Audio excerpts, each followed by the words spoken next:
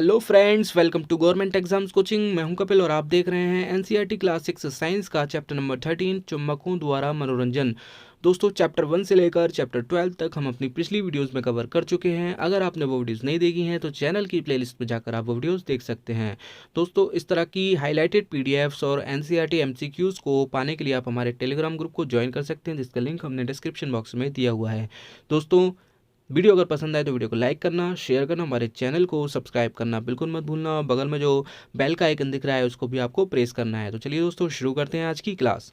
पहेली तथा बूझो ऐसे स्थान पर गए जहां अपशिष्ट, जिसे कूड़ा कबाड़ कहते हैं, ठीक है, अपशिष्ट पदार्थ के बड़े बड़े ढेर थे। ऐसे स्थान पर गए जहाँ पर क्या था, अपशिष्ट पदार्थ के बड़े बड़े ढेर थे, कूड़ा कबाड़ के बड़े बड़े ढेर लगे हुए थे।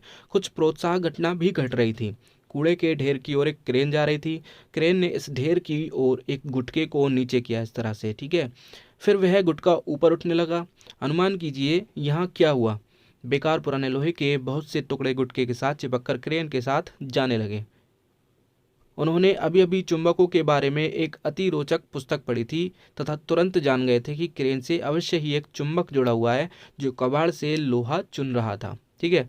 आप में से कुछ लोगों ने चुंबक अवश्य देखे होंगे तथा इनसे खेलकर आनंद भी उठाया होगा। क्या आपने चिपकू स्टिकर देखे हैं जो लोहे की सतहों जैसे अलमारी या रेफ्रिजरेटर के दरवाजों से चिपक जाते हैं? दोस्तों, इस तरह से ये जो चुंबक के स्टिकर होते हैं ये लोहे पर आसानी से चिपक जाते हैं।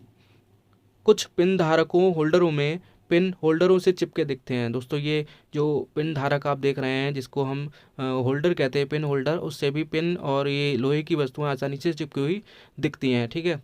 कुछ पेंसिल बॉक्सों में ताले की व्यवस्था के बिना भी जब हम ढक्कन बंद करते हैं तो यह कसकर बंद हो जाता है। तो दोस्तों, ऐसे चिपकू पिन धारकों तथा पेंसिल बॉक्सों में चुंबक लगे होते हैं, ठीक है दोस्तों। यदि आपके पास इनमें से कोई भी वस्तु है तो उनमें छिपे चुंबकों को खोजने का प्रयत्न कीजिए। तो दोस्तों, चुंबक कैसे खोजा गया, चलिए पढ़ते हैं। कहते हैं कि प्राचीन यूनान में एक गड़हरिया रहता था। दोस्तों, गड़हरिया जो अपनी गाय भैंस भेड़ बकरियों को चराता है, ठीक है, उसका नाम क्या था? उसका नाम मैग्नस था। वह अपनी भेड़ों तथा बकरियों के झुंड को पास के पहाड़ों पर चराने के लिए ले जाता था। भेड़ों पर नियंत्रण के लिए वह अपने साथ एक छड़ी रखता था। क्या रखता था? अपने साथ एक छड़ी रखता था भेड़ों पर नियंत्रण के लिए। छड़ी के एक सिरे पर लोहे की टोपी लगी होती थी। छड़ के एक सिरे पर क्या लगी थी? लोहे की एक टोपी लगी थी। एक दिन पहाड़ पर एक चट्टान के ऊपर से इस छड़ी को उठाने में उसे बहुत जोर लगाना पड़ा तो वह आश्चर्यचकित हुआ। क्या हुआ? एक चट्टान के ऊपर से इस छड़ी को उठाने में उसे बहुत जोर लगाना पड़ा, बहुत मेहनत करनी पड़ी। चट्टान छड़ी को अपनी ओर आकर्षित करती प्रतीत हो रही थी। चट्टान क्या कर रहा था? अपनी जो छड़ी थी उसके हाथ में, उसको अपनी ओर आकर्षित करती हुई प्रतीत हो रही थी।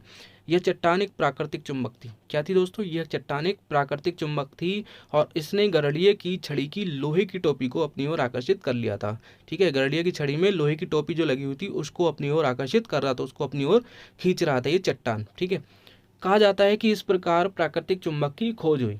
संभवतः उस गड़हरिये के नाम पर उस पत्थर को मैग्नेटाइट नाम दिया गया। दोस्तों, क्या नाम था उसका? उस गड़हरिये का मैग्नस, ठीक है। तो इसी के नाम पर इस पत्थर को मैग्नेटाइट नाम दिया गया।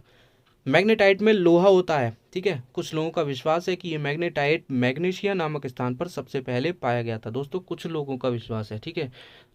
क्या विश्वास है? कि ये मैग्नेटाइट जो है मैग्नीशिया नामक स्थान पर सबसे पहले पाया गया था।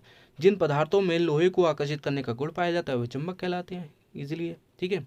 लोग अब तक जान चुके थे कि कुछ चट्टानों में लोहे के टुकड़ों को आकर्षित करने का गुण होता है। उन्होंने यह भी पाया कि चट्टानों के इन छोटे छोटे टुकड़ों में कुछ विशेष गुण होते हैं। प्राकृतिक रूप से मिलने वाले इन पदार्थों को उन्होंने चुंबक कहा।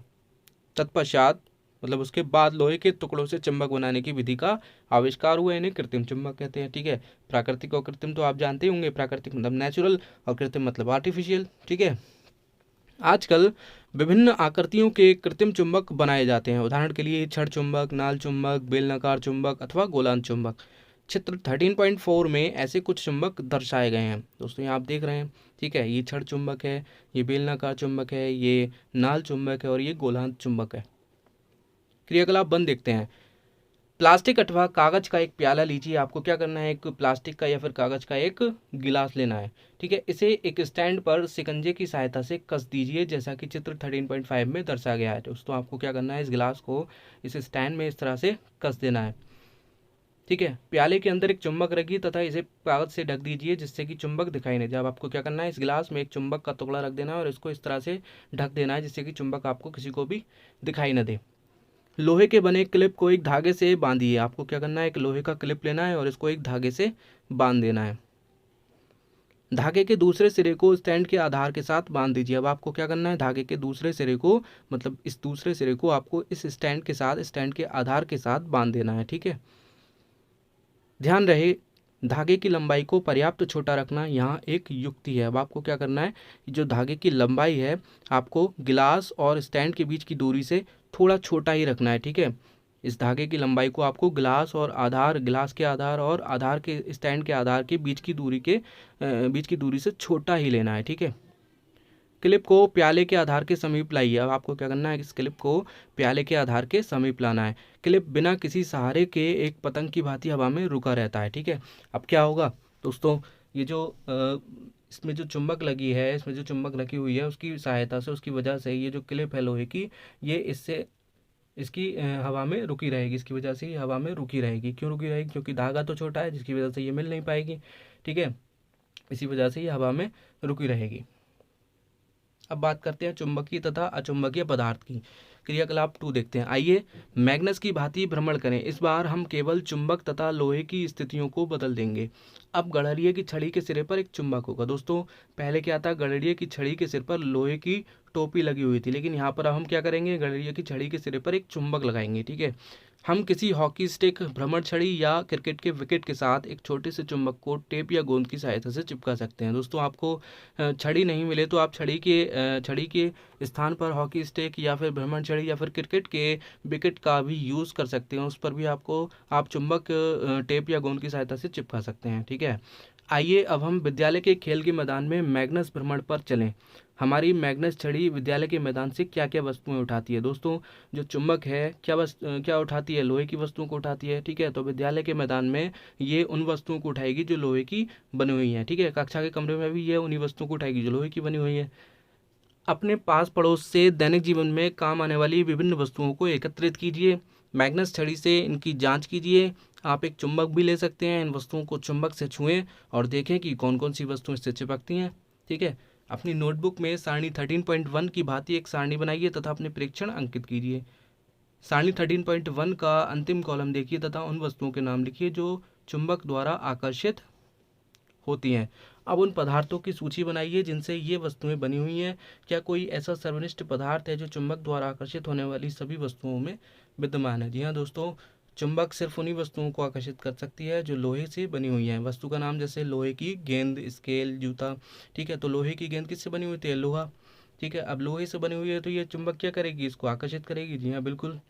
स्केल प्लास्टिक से बना हुआ आता है तो यह इसको आकर्षित नहीं करेगी। जूता चमड़े से बना हुआ होता है, उसको भी आकर्षित नहीं करेगी। तो दोस्तों ये लोहे के अलावा 2 पदार्थों को भी आकर्षित कर सकती है चुंबक। ठीक है। जैसे लोहा, निकेल और कोबाल्ट। ठीक है। लोहा, निकेल और कोबाल्ट को ही आकर्षित कर सकती है। चलिए पढ़ते हैं आगे। हम ये समझते हैं कि चुंबक कुछ पदार्थों को आकर्षित करता है जबकि कुछ पदार्थ चुंबक की ओर आकर्षित नहीं होते हैं। जो पदार्थ चुंबक की ओर आकर्षित होते हैं वे चुंबकीय पदार्थ कहलाते हैं। ठीक है। जैसे लोहा, निकेल एवं कोबाल्ट। जो पदार्थ चुंबक की ओर आकर्षित नहीं होते वे अचुंबकीय पदार्थ कहलाते हैं। सारणी 13.1 में वे कौन से पदार्थ है जो आपने अचुंबकीय पाए? क्या मिट्टी चुंबकीय पदार्थ है या अचुंबकीय? दोस्तों मिट्टी जो है वो अचुंबकीय पदार्थ है, लेकिन क्या होता है कहीं कहीं की मिट्टी में कुछ लोहे के कण उपस्थित होते हैं। ठीक है। लोहे का बुरादा कुछ मिट्टी में उपस्थित हो सकता है। ठीक है। तो जिसकी वजह से जो मिट्टी है वो चुंबक से चिपक सकती है, लेकिन मिट्टी नहीं चिपकेगी दोस्तों। मिट्टी में उपस्थित जो लोहे के कण हैं वही चुंबक से चिपकते हैं। बूझो आपसे ये प्रश्न पूछना चाहता है, एक दर्जी कमीज में बटन टाक रहा था, उसके हाथ से सुई फिसलकर फर्श पर गिर गई। क्या आप सुई ढूंढने में दर्जी की सहायता कर सकते हैं? जी हाँ, हम चुंबक की सहायता से सुई को ढूंढ सकते हैं। आगे बढ़ते हैं। क्रियाकलाप 3 देखते हैं। किसी चुंबक को रेत अथवा मिट्टी में रगड़ें, चुंबक को बाहर निकालें। क्या चुंबक के साथ कुछ रेत अथवा मिट्टी के कण चिपक गए हैं? अब इन रेत अथवा मिट्टी के कणों को हटाने के लिए चुंबक को आराम से हिलाएं। क्या कुछ कण अब भी चिपके हुए हैं? ये मिट्टी से उठाए गए लोहे के छोटे टुकड़े लोहे का बुरादा हो सकते हैं। इस प्रकार के क्रियाकलाप द्वारा हम ये ज्ञात कर सकते हैं कि क्या किसी स्थान की रेत अथवा मिट्टी में लौह कण विद्यमान है। अपने घर के पास, स्कूल में अथवा अवकाश के दिनों में भ्रमण किए गए स्थानों पर इस क्रियाकलाप को करने का प्रयास कीजिए। क्या चुंबक से चिपके लोहे के बुरादे की तस्वीर चित्र 13.6 में दर्शाए गए किसी प्रकरण जैसी है? आपने जो ज्ञात किया है उसकी एक सारणी बनाइए। ठीक है, अब आप ये देखेंगे कि जो लोहे की जो मिट्टी के कण हैं वो इस तरह से चिपके हुए हैं या नहीं है। ठीक है, चुंबक ए पर्याप्त लोहे के बुरादे के साथ, ठीक है, ये लोहे का बुरादा आपका चिपका हुआ है चुंबक पर, कुछ बुरादे के साथ, बी में कुछ बुरादे के साथ चिपका हुआ है। ठीक है, और सी में यहाँ पर बिल्कुल भी बुरादा नहीं है लोहे का। रेत में रगड़ा हुआ चुंबक कितना लोहे का बुरादा। अब आपको यहाँ पर स्थान का नाम लिखना है। ठीक है, बस्ती है, कस्बा है, शहर है, गाँव है, कुछ भी लिखना है। ठीक है, क्या आपको चुंबक से चिपका लोहे का बुरादा मिला? ठीक है, अब आप यहाँ पर लिखेंगे कि चुंबक से चिपका लोहे का बुरादा मिला है। कितना मिला है? बहुत अधिक, बहुत कम या बिल्कुल नहीं। यदि आप इस सारणी को भरते हैं और इसे पहेली तथा बूझों के पास भेजते हैं तो विदेश के विभिन्न भागों की मिट्टी में पाए गए लोहे के बुरादे की मात्रा से तुलना कर सकते हैं। वे आपके साथ इस जानकारी को बांट सकते हैं। अब बात करते हैं चुंबक के ध्रुव की। हमने देखा कि मिट्टी में चुंबक रगड़ने पर लोहे के कण चुंबक से चिपकते हैं, यदि उपस्थित होते हैं तो चुंबक से चिपक जाते हैं। क्या आप चुंबक से चिपकने के ढंग में कुछ विशेषता देखते हैं? क्रियाकलाप 4 देखते हैं। एक कागज की शीट पर लोहे का बुरादा फैलाइए। ठीक है, कागज की शीट पर आपको क्या करना है? लोहे का बुरादा फैलाना है। इस सीट के ऊपर एक छड़ चुंबक रखिए। आप क्या देखते हैं? क्या लोहे का बुरादा चुंबक के सभी स्थानों पर एक समान रूप से चिपकता है? जी नहीं, सभी स्थान पर एक समान रूप से नहीं चिपकेगा। क्या आप चुंबक के किसी भाग में किसी अन्य भाग से अधिक लोहे का बुरादा चिपका हुआ देखते हैं? जी हाँ, चुंबक के दोनों सिरों पर अधिक बुरादा चिपका हुआ देखते हैं। चुंबक से चिपके हुए लोहे के बुरादे को हटाइए तथा इस क्रियाकलाप को दोहराइए। क्या आप चुंबक के विभिन्न भागों में आकर्षित हुए लोहे के बुरादे के तरीके में कोई परिवर्तन देखते हैं? जी नहीं, इस बार भी चुंबक के दोनों सिरों पर अधिक लोहे का बुरादा चिपका हुआ दिखता है। आप इस क्रियाकलाप को लोहे के बुरादे के स्थान पर पिन या लोहे के कीलों से तथा विभिन्न आकार के चुंबकों से भी कर सकते हैं। चुंबक से लोहे के बुरादे के चिपकने का ढंग का आरेख बनाइए। क्या आप आरेख चित्र 13.6 ए में दर्शाया गया जैसा है? क्या आपका आरेख चित्र 13.6 ए में दर्शाए गए आरेख जैसा है? जी हाँ, बिल्कुल ऐसा ही होगा। चुंबक के सिरों से ही जो चीज़ हम चिपकाएंगे, लोहे का पिन हो चाहे कुछ भी हो, तो वो चुंबक के दोनों सिरों पर ही अधिक चिपकेगी। पहेली के पास आपके लिए एक समस्या है। आपको दो समान छड़ें दी गई हैं जिन्हें देखने में प्रतीत होता है कि वे लोहे की बनी हुई हैं। उनमें से एक चुंबक है जबकि दूसरी लोहे की साधारण छड़ है। आप कैसे ज्ञात करेंगे कि इनमें से कौन सी छड़ चुंबक है? ठीक है, तो हम कैसे ज्ञात करेंगे? हम देखेंगे कि जो एक छड़ है वो दूसरी छड़ के दोनों सिरों पर अधिक चिपकेगी, तो हम इससे पता लगा लेंगे कि कौन सी छड़ चुंबक लोहे की है और कौन सी चुंबक है। ठीक है, हमने ज्ञात किया कि अधिकतर लोहे का बुरादा छड़ चुंबक के दोनों सिरों के पास चिपकता है। चुंबक के ध्रुव इन सिरों के नज़दीक होते हैं दोस्तों। इन दोनों सिरों को हम क्या कहते हैं? ध्रुव कहते हैं। और ये ध्रुव, एक उत्तरी ध्रुव होता है और दूसरा दक्षिणी ध्रुव होता है। ठीक है, कक्षा में विभिन्न आकृति के चुंबकों को लाने का प्रयास कीजिए। लोहे के बुरादे का उपयोग करके इन चुंबकों के ध्रुवों की स्थिति की जांच कीजिए। क्या आप चित्र 13.4 में दर्शाए गए चुंबक के ध्रुवों की स्थिति चिन्हित कर सकते हैं? 13.4 में दोस्तों 13.4 ये है। तो दोस्तों इसमें जो छड़ चुंबक है इसके दोनों सिरे इसके ऊपर नीचे होंगे। ठीक है, बेलनाकार चुंबक में भी ऊपर नीचे होंगे। नाल चुंबक में ये दोनों सिरे उत्तरी ध्रुव और दक्षिणी ध्रुव होंगे। ठीक है, यहाँ पर ये दोनों ध्रुव होंगे। ठीक है, एक ये गोल और एक ये गोल वाला हिस्सा, दोनों क्या होंगे? इस गोलान चुंबक के ध्रुव होंगे। ठीक है, आगे पढ़ते हैं। दिशाएं ज्ञात करना। प्राचीन समय से ही लोग चुंबकों के बारे में जानते थे। चुंबक के बहुत से गुण भी उन्हें ज्ञात थे। आपने चुंबकों के उपयोग के बारे में अनेक रोचक कहानियां अवश्य सुनी होंगी। ऐसी ही एक कहानी चीन के एक सम्राट के बारे में जिसका नाम हुआंग टी था। ठीक है, हुआंग टी चीन के एक सम्राट का नाम था। कहा जाता है कि उसके पास एक ऐसा रथ था जिसमें एक महिला की मूर्ति थी। ठीक है, मूर्ति किसी भी दिशा में घूम सकती थी। इसकी एक फैली हुई भुजा थी, जैसे कि ये रास्ता दिखला रही है उस तरह से। ठीक है, ये रथ है और इसमें एक मूर्ति लगी हुई है और मूर्ति में एक भुजा सीधी दिखा रही, रास्ता दिखा रही है। ठीक है, तो मूर्ति में एक अनोखा गुण था। मूर्ति ऐसी स्थिति में आकर रुकती थी कि इसकी फैली हुई भुजा सदैव दक्षिण की ओर संकेत करती थी। ठीक है, सम्राट जब भी इस रथ से किसी नए स्थान पर जाता, मूर्ति की फैली हुई भुजा को देखकर दिशा ज्ञात कर लिया करता था। आइए अपने लिए एक दिशा निर्धारक बनाते हैं। तो इस भुजा की ये विशेषता ये थी कि ये रथ चाहे किसी भी दिशा में मुड़ जाता हो, लेकिन इसकी जो भुजा वो रहती थी दक्षिण दिशा की ओर। क्रियाकलाप 5, एक छड़ चुम्बक लीजिए, इसके एक सिरे पर पहचान के लिए एक चिन्ह लगाइए। ठीक है, अब इसके एक सिरे पर हमें क्या करना है, एक चिन्ह लगा देना है। अब एक धागे को चुम्बक के मध्य बिंदु से बांधिए इस तरह से, ठीक है, जिससे कि इसे एक लकड़ी के स्टैंड पर लटका सकें इस तरह से। यह सुनिश्चित कीजिए कि चुंबक प्रत्येक दिशा में स्वतंत्रतापूर्वक घूम सके। इसे विराम अवस्था में आने दीजिए। चुंबक की विराम अवस्था में इसके दोनों सिरों की स्थिति दर्शाने के लिए धरती पर दो बिंदु चिन्हित कीजिए। अब जब ये विराम अवस्था में आ जाए तब हमें इसी के नीचे जस्ट हमें इसके दिशा के अकॉर्डिंग नीचे निशान लगा देने हैं। इन बिंदुओं को एक रेखा में मिलाइए। अब जो निशान हमने मिलाए हैं उन दोनों को एक रेखा बना देनी है मिला करके। यह रेखा उस दिशा को दर्शाती है जिस दिशा में चुंबक अपनी विराम अवस्था की स्थिति में आकर रुकता है। दोस्तों, इस दिशा को ही दर्शाएगी जिस दिशा में ये विराम अवस्था में रुकी हुई है। अब चुंबक के एक सिरे को आराम से धक्का देकर घुमाइए तथा इसे विराम अवस्था में आने दीजिए। विराम अवस्था में इसके सिरों की स्थिति को दोबारा चिन्हित कीजिए। क्या अब चुंबक एक भिन्न दिशा दर्शाता है? जी नहीं दोस्तों, भिन्न दिशा नहीं दर्शाएगा। ये वही दिशा दर्शाएगा जो पहले ये आकर रुका था, जिन दिशा में ये पहले आकर रुका था, जहां हमने निशान लगाए थे उसी दिशा पर ये आके रुकेगा। चुंबक को एक दूसरी दिशा में घुमाइए तथा इसके विराम में आने की अंतिम दिशा को नोट कीजिए। क्या आपने देखा कि विराम अवस्था में चुंबक सदैव एक ही दिशा में रुकता है? जी हाँ, बिल्कुल, विराम अवस्था में चुंबक हमेशा एक ही दिशा में रुकता है। क्या अब आप सम्राट के रथ की मूर्ति के रहस्य का अनुमान लगा सकते हैं? जी हाँ दोस्तों, इस क्रियाकलाप को चुंबक के स्थान पर लोहे की छड़ और प्लास्टिक अथवा लकड़ी के स्केल से दोहराइए। इस क्रियाकलाप के लिए हल्की वस्तुओं का उपयोग मत कीजिए तथा जहाँ तीव्र वायु चल रही हो वहाँ से भी बचिए। क्या अन्य पदार्थ भी सदैव एक ही दिशा में विरामावस्था में आते हैं? जी नहीं दोस्तों, अन्य पदार्थ भी सदैव एक ही दिशा में विरामावस्था में नहीं आएंगे। सिर्फ चुंबक ही सदैव एक ही दिशा में आकर विरामावस्था में रुकेगी। हमने देखा कि स्वतंत्र लटका हुआ चुंबक सदैव एक निश्चित दिशा में विराम में आता है, जो उत्तर दक्षिण होती है। जहां आप यह प्रयोग कर रहे हैं वह प्रातः उगते हुए सूर्य की दिशा का उपयोग कर पूर्व दिशा का अनुमान कीजिए।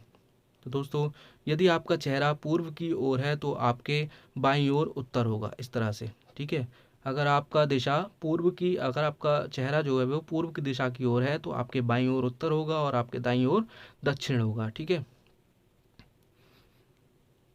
यदि आपका चेहरा पूर्व की ओर है तो आपके बाईं ओर उत्तर होगा। दिशा निर्धारण के लिए सूर्य का उपयोग एकदम ठीक नहीं हो सकता, परंतु यह विधि आपके द्वारा खींची गई रेखा पर उत्तर दक्षिण दिशा अंकित करने में सहायक सिद्ध हो सकती है।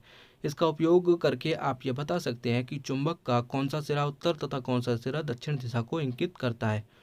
उत्तर की ओर निर्देश करने वाले सिरे को चुंबक का उत्तरोन्मुखी सिरा अथवा उत्तरी ध्रुव कहते हैं। दूसरा सिरा दक्षिणोन्मुखी अथवा दक्षिणी ध्रुव कहलाता है। सभी चुंबकों के दो ध्रुव होते हैं, चाहे उनका आकार कैसा भी हो। सामान्यतः चुंबकों पर उत्तर तथा दक्षिण, उत्तर मतलब एन एंड दक्षिण मतलब साउथ एस, ध्रुवों को अंकित किया जाता है। चुंबक का यह गुण हमारे लिए अत्यंत उपयोगी है। शताब्दियों तक यात्री चुंबक के इस गुण का उपयोग दिशा निर्धारण के लिए करते रहे हैं। यह कहा जाता है कि प्राचीन काल में यात्री एक प्राकृतिक चुंबक अपने साथ ले जाते थे जिसे धागे से लटकाकर दिशा निर्धारण करते थे। तत्पश्चात चुंबकों के इस गुण पर आधारित एक युक्ति विकसित हुई। यह कंपास के नाम से जानी जाती है, जिसको हिंदी में दिक्सूचक कहते हैं, दिशा का सूचक। कंपास सामान्यतः कांच के ढक्कन वाली एक छोटी डिब्बी होती है।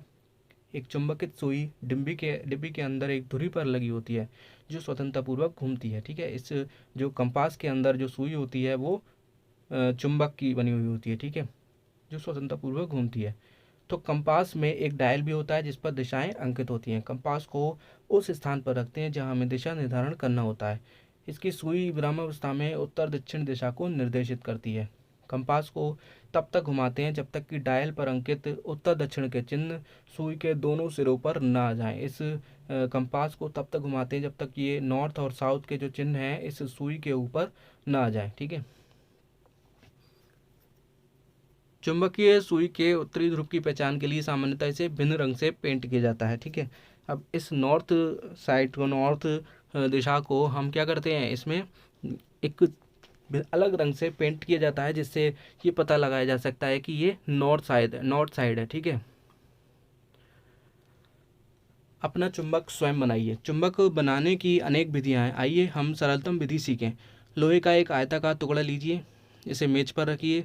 अब एक छड़ चुंबक लीजिए तथा इसका कोई एक ध्रुव लोहे की छड़ के एक सिरे पर रखिए। इस तरह से एक लोहे की छड़ लेनी है, ठीक है, और एक चुंबक लेनी है।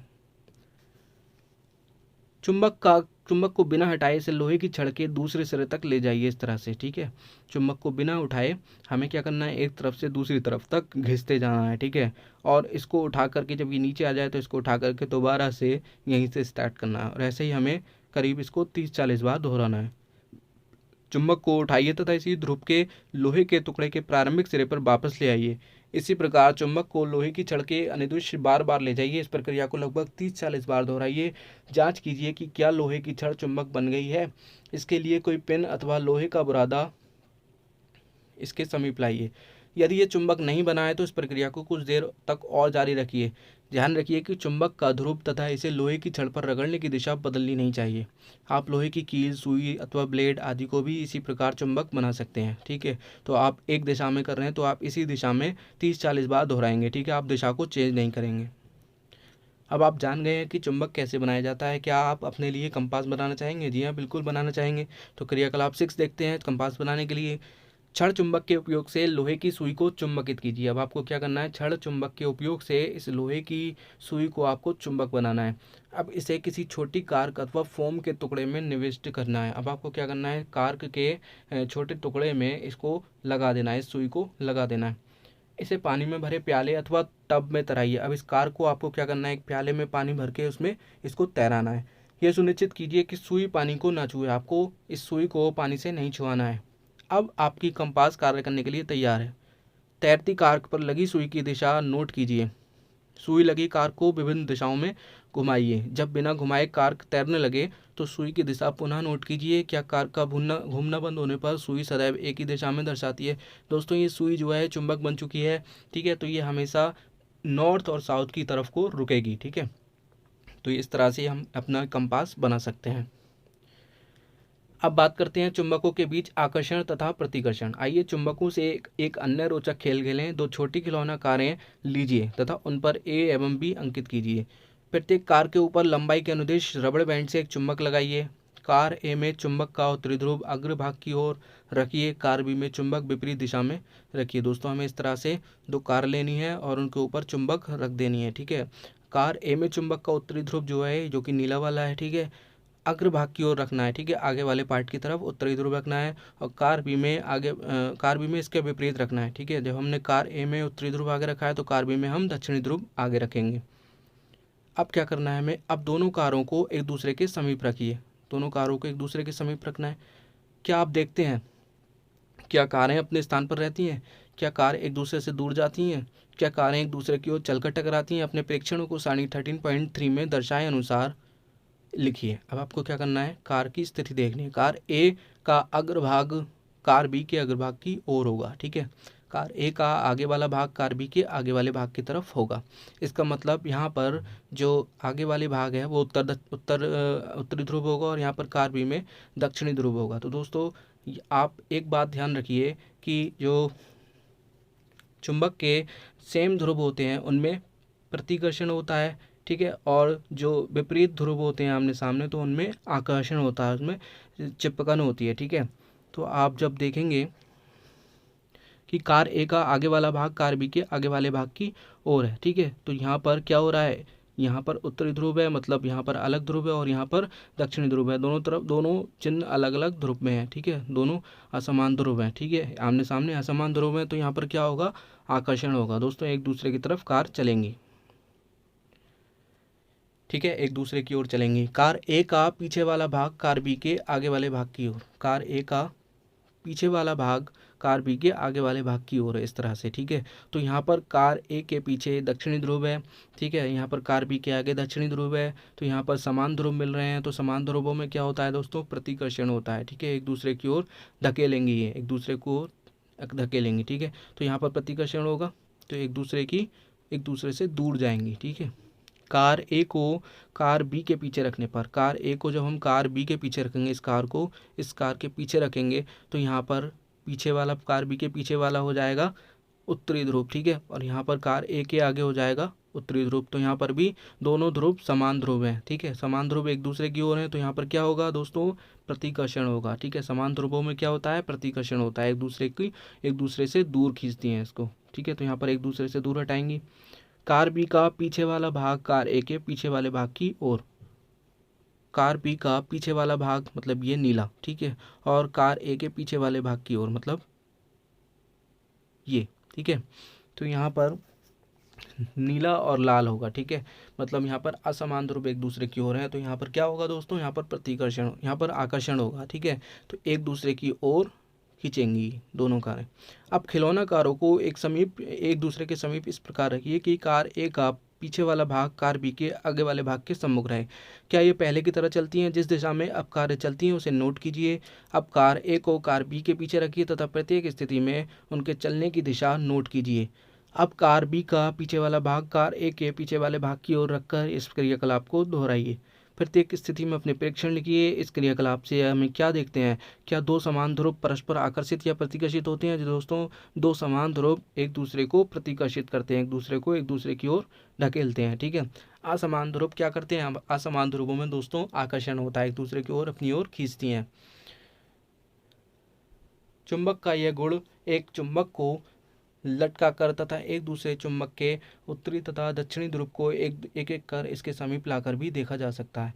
सबसे पहले बात करते हैं अब यहाँ पर बूझो की। बूझो आपसे ये प्रश्न पूछना चाहता है कि किसी चुंबक को कंपास के समीप लाने पर क्या होगा। दोस्तों, जब हम चुंबक को कंपास के समीप लाएंगे तो कंपास में जो सुई होगी वो थोड़ी सी विक्षेपित होगी, वो थोड़ी सी हिलेगी, ठीक है। कुछ चेतावनियां देख लेते हैं। यदि चुंबक को गर्म किया जाए, हथौड़े से पीटा जाए या ऊंचाई से गिरा जाए तो वह अपने गुण खो देता है। दोस्तों, क्या होता है, जब चुंबक को गर्म करेंगे या हथौड़े से पीटेंगे या ऊपर से गिराएंगे तो चुंबक अपने गुण खो देगा। यदि चुंबकों का उचित रखरखाव ना हो तब भी ये समय के साथ छीड़ हो जाते हैं, ठीक है। अगर हम इसका उचित रखरखाव नहीं करेंगे तो ये जो चुंबक हैं, ये इनका जो गुण है वो छीड़ हो जाएगा। छड़ चुंबकों को सुरक्षित रखने के लिए उनके जोड़ों के असमान ध्रुवों को पास पास रखना चाहिए। दोस्तों, असमान ध्रुवों को पास पास रखना चाहिए। इन चुंबकों को लकड़ी के टुकड़े से पृथक करके इनके सिरों पर लोहे के दो टुकड़े लगाने चाहिए। आपको क्या करना है, इन दोनों छड़ों को बीच में लकड़ी रखनी है, इन दोनों छड़ों के बीच में, और इनके सिरों पर नरम लोहे के दो टुकड़े लगाने हैं।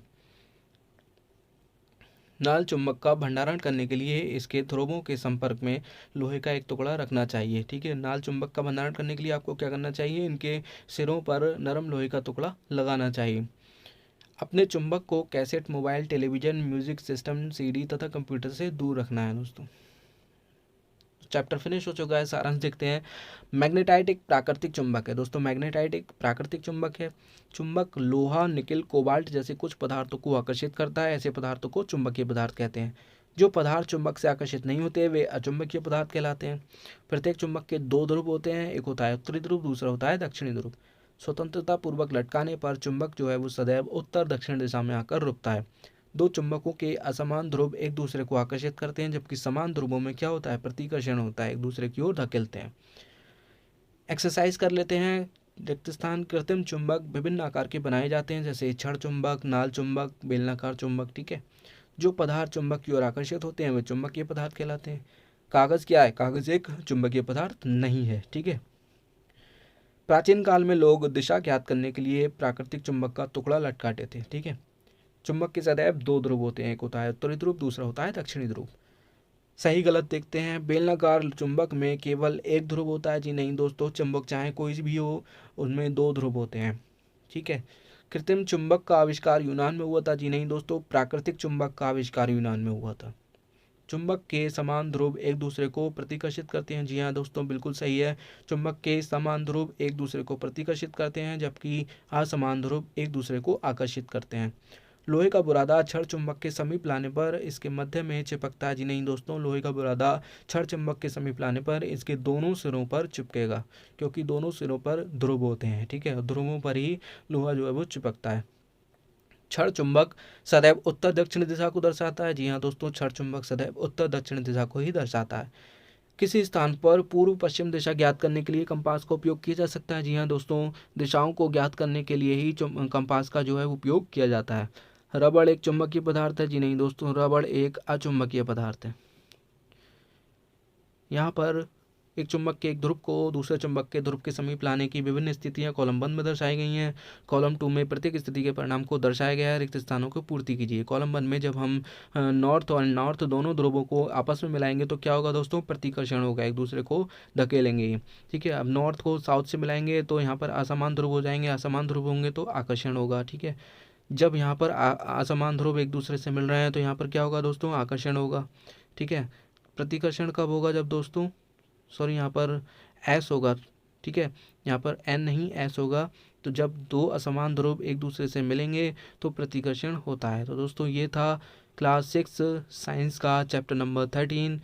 तो दोस्तों इसी तरह की वीडियोस को पाने के लिए आप हमारे चैनल को सब्सक्राइब कर सकते हैं। दोस्तों वीडियो पसंद आई तो वीडियो को लाइक करना, शेयर करना, हमारे चैनल को सब्सक्राइब करना बिल्कुल मत भूलना। तो चलिए दोस्तों, मिलते हैं आपसे नेक्स्ट वीडियो में, तब तक के लिए गुड बाय।